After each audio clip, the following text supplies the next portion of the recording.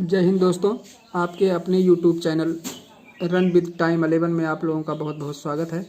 आज हम आप लोगों को कुछ लाभ और हानि यानी प्रॉफिट और लॉस के कुछ सवाल बताने चल रहे हैं जो परीक्षा की दृष्टि से बेहद महत्वपूर्ण है। ऐसे प्रश्न परीक्षा में अक्सर पूछ लिए जाते हैं, तो इनको इग्नोर मत कीजिएगा। आप लोग ध्यान से इनको एक बार जरूर पढ़ लीजिएगा। तो चलिए देखते हैं पहला क्वेश्चन।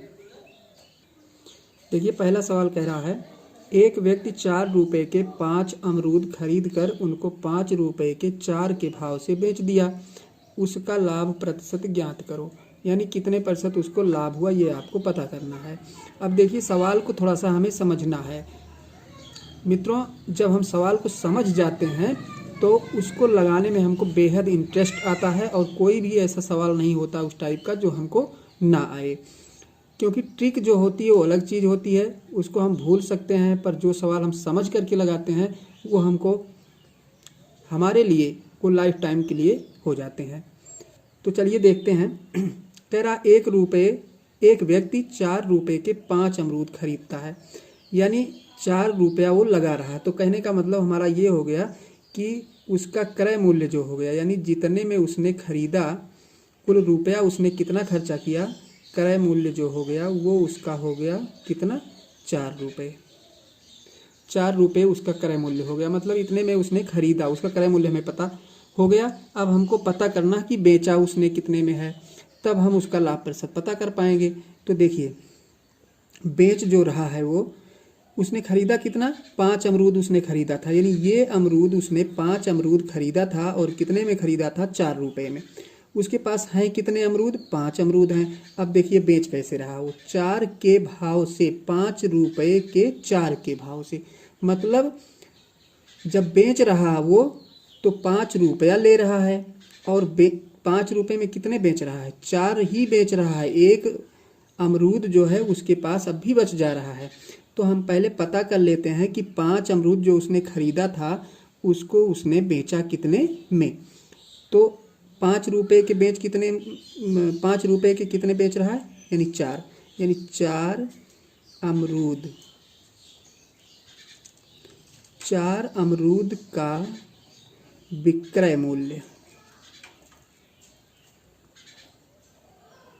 4 अमरूद का विक्रय मूल्य कितना हो रहा है, 5 रुपये। यही तो कह रहा है, 5 रुपये, यानी 5 रुपये जो है 4 अमरूद का विक्रय मूल्य है।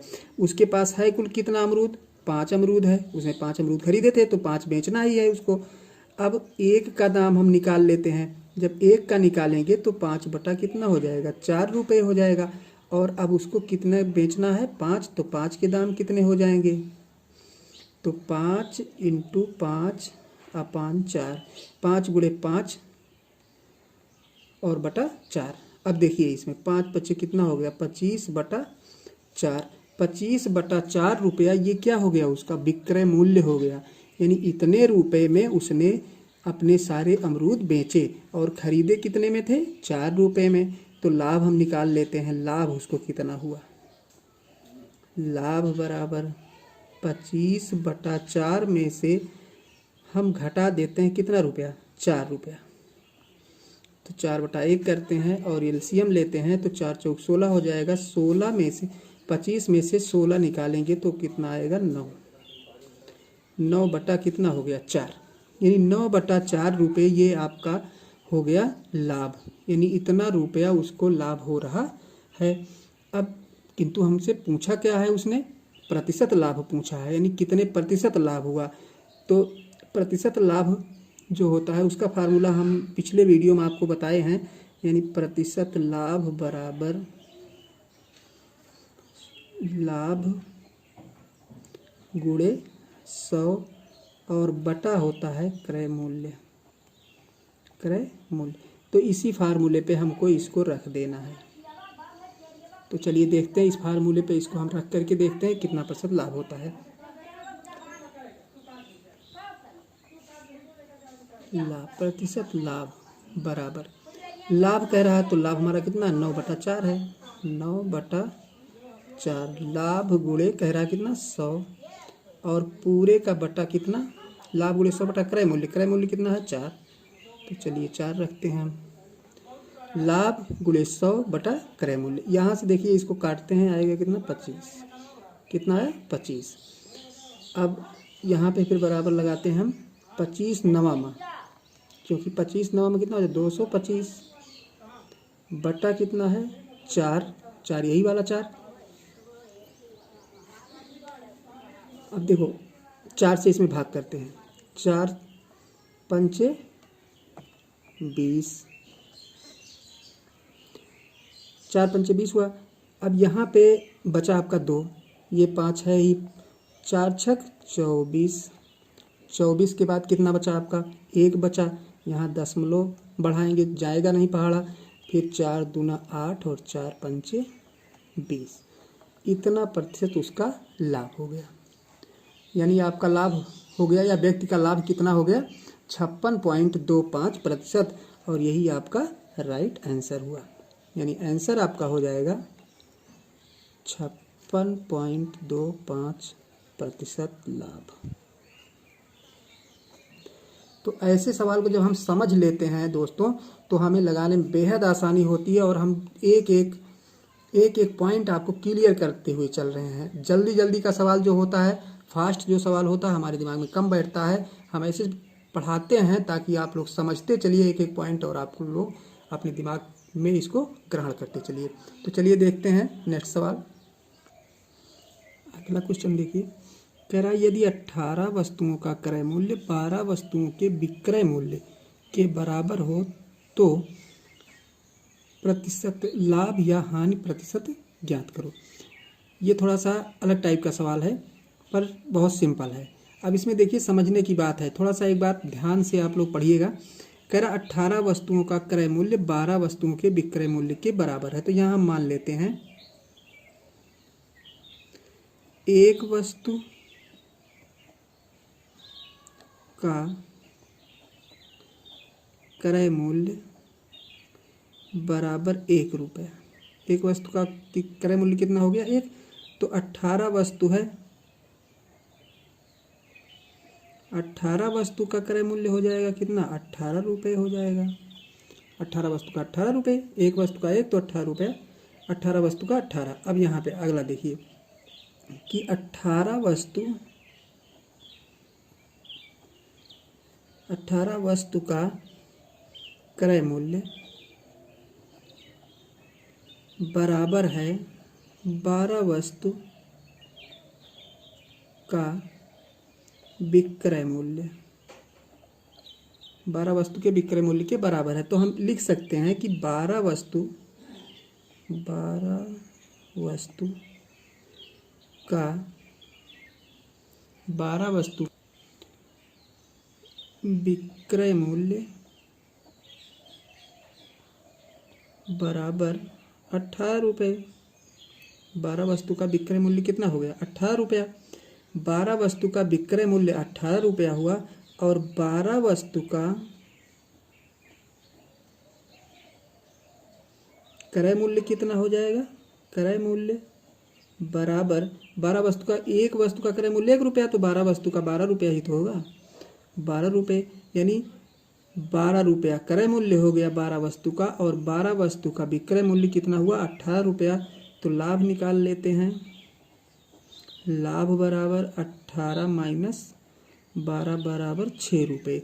6 रुपये लाभ हो गया। अब यहीं पे थोड़ा सा हम प्रतिशत लाभ निकाल लेते हैं। प्रतिशत लाभ चूंकि पूछ रहा है,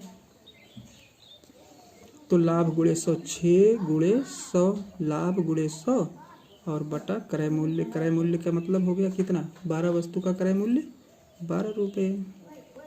काट देते हैं, 6 कन्नम 6, 6 दूनी 12 और 2 से काटते हैं 50 हो जाएगा, मतलब 50% आंसर हो गया ये आपका।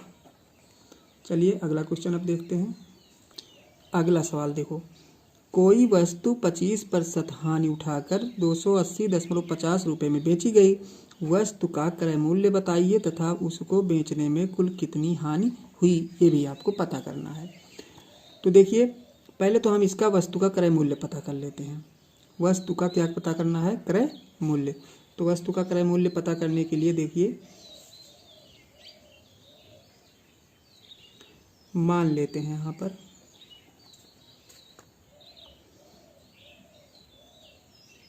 माना वस्तु का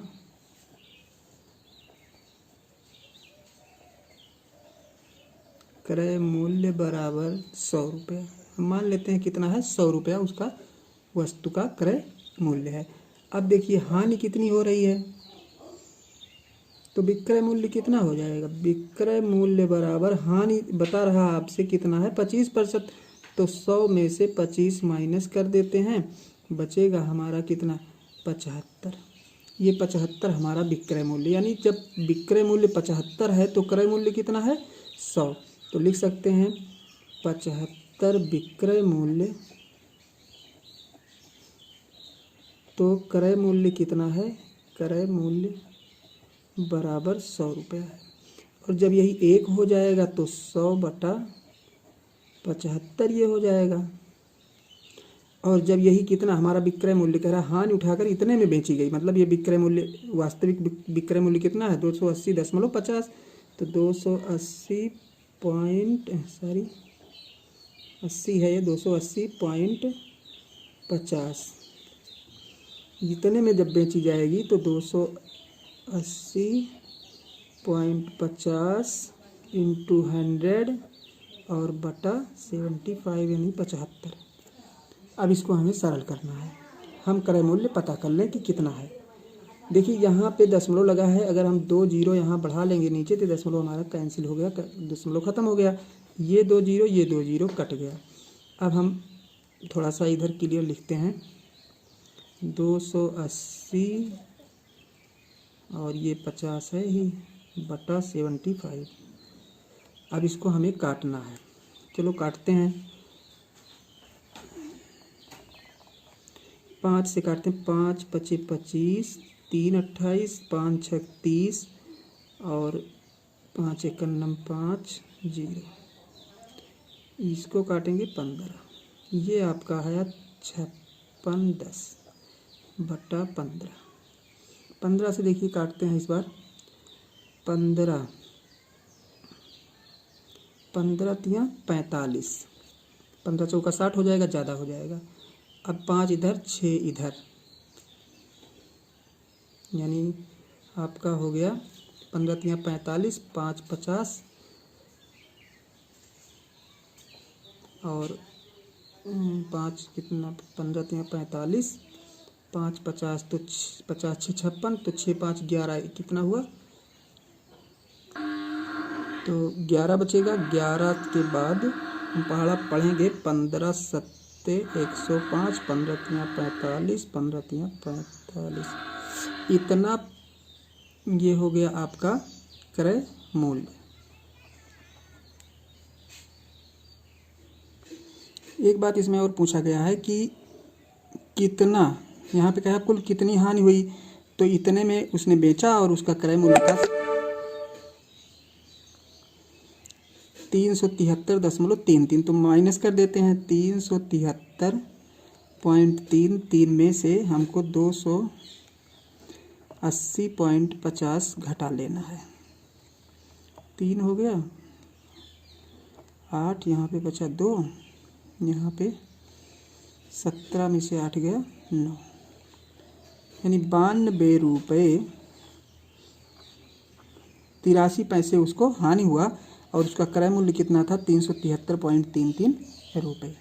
चलिए अगला क्वेश्चन देखते हैं। अब अगला प्रश्न देखो, कह रहा है एक वस्तु 20% लाभ लेकर 240 रुपये में बेची जाती है, यदि लाभ केवल 10% ही लिया जाता तो विक्रय मूल्य क्या होगा। तो चलिए इसको भी देखते हैं, मान लेते हैं यहाँ पे पहले इसका हम क्रय मूल्य पता कर लेते हैं कि कितने में वस्तु खरीदी गई थी। तो माना क्रय मूल्य बराबर 100 रुपये, 20% लाभ कह रहा है, तो विक्रय मूल्य कितना हो जाएगा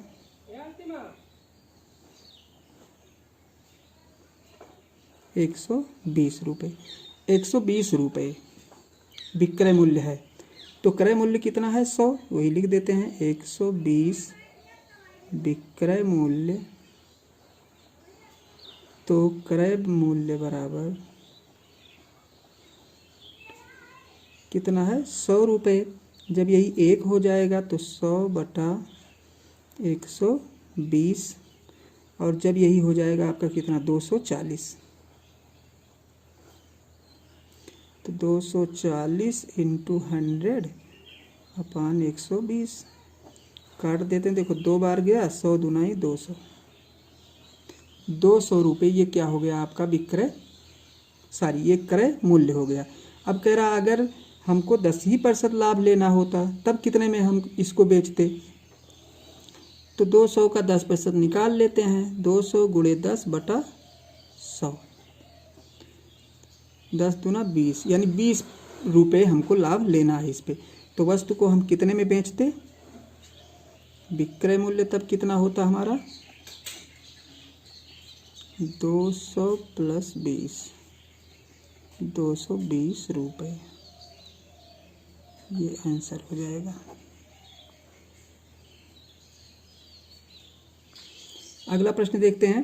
कह रहा 1500 रुपये वाली मेज को बट्टा देने के बाद 1080 रुपये में बेची जाती है, तो कह रहा है प्रतिशत बट्टा ज्ञात कीजिए, यानी कितने प्रतिशत छूट दी गई, कितने प्रतिशत बट्टा दिया गया, ये हमको पता करना है।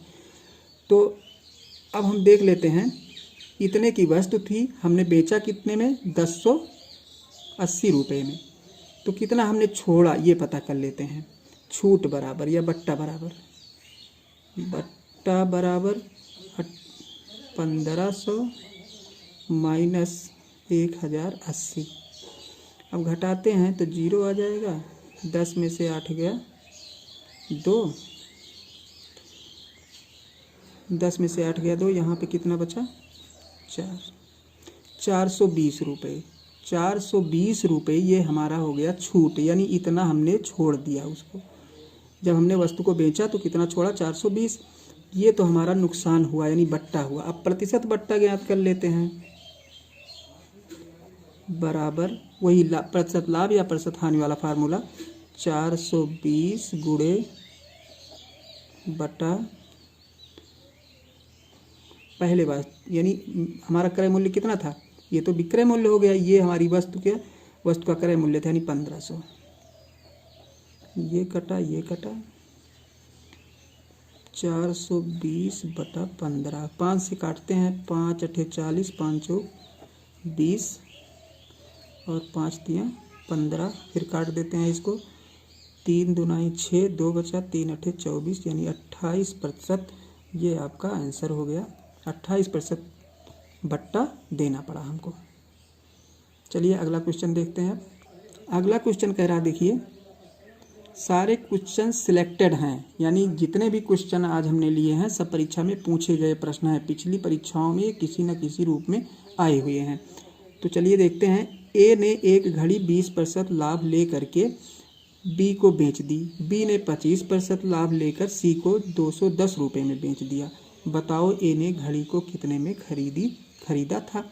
तो मान लेते हैं, माना ए का क्रय मूल्य कितना मान लेते हैं 100 रुपया। 100 इसलिए मानते हैं क्योंकि प्रतिशत की बात होती है, इसलिए 100 मानने पे हमको सुलभ होता है, सवाल जल्दी आते हैं। तो क्रय मूल्य कितना हो गया 100 रुपया, यानी 100 रुपये में मान लेते हैं इसने खरीदा था। तो बी का क्रय मूल्य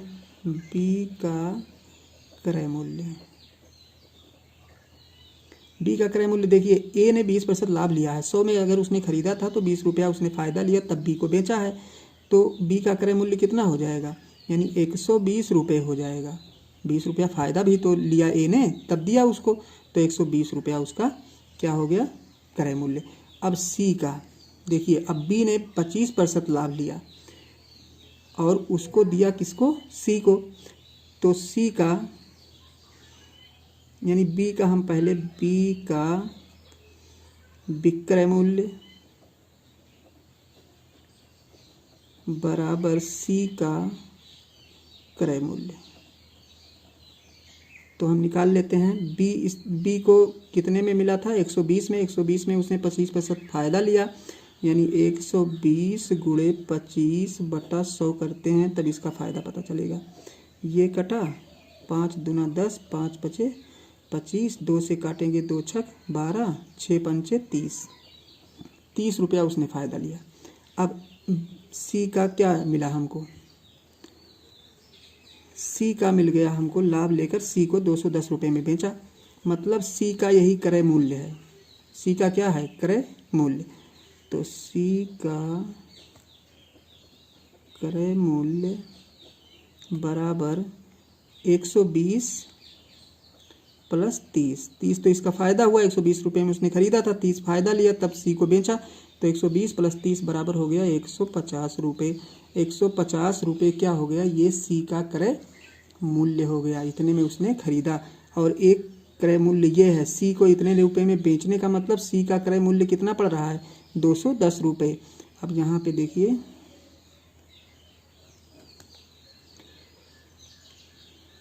सी का क्रय मूल्य 150, सी का क्रय मूल्य बराबर 150, तो ए का क्या पूछ रहा है, ए ने घड़ी को कितने में खरीदा था। ए का क्रय मूल्य हमने कितना 100 पे माना है, यानी ए का क्रय मूल्य कितना हो जाएगा, 100 रुपया। और जब यही सी का क्रय मूल्य कितना हो जाएगा, 1 मान लीजिए हो जाएगा, तो 100/150 हो जाएगा। और जब यही हो जाएगा 150 रुपया जब सी का हो जाएगा, तो ए का कितना हो जाएगा, सॉरी 150 नहीं 210 रुपया जब हो जाएगा तब कितना हो जाएगा, 210 × 100/150 काट देते हैं। ये कटा, ये 5 × 15 और 5 × 20, 1 × 21, 5 × 2 = 10। अब ये हम नीचे उतार लेते हैं, यहाँ पे एक जीरो बचा है अभी, 420/3 काट देते हैं। 3 × 1 = 3 हुआ, 1 बचा, 3 × 4 = 12 और एक जीरो बढ़ा लेते हैं, इतना प्रतिशत। कितने रुपए में, प्रतिशत नहीं, 140 रुपया, यानी 140 रुपये में ए ने उसको खरीदा था। ये हमारा आंसर हो गया। तो जो लोग चैनल को सब्सक्राइब ना किए हों अभी तक, वो चैनल को सब्सक्राइब कर लें, क्योंकि हमारे यहाँ से जितने भी सवाल पढ़ाए जाते हैं, जितने भी अन्य विषय जो भी कुछ पढ़ाए जाते हैं, सब बहुत पॉइंट टू पॉइंट समझा करके पढ़ाए जाते हैं। यानी अगर आप बेसिक से सीखना चाहें तो भली भांति आपको कुछ भी ना आता हो, वहाँ से हम पढ़ाना शुरू करते हैं। तो मिलते हैं आप लोगों को नेक्स्ट वीडियो में, तब तक के लिए धन्यवाद।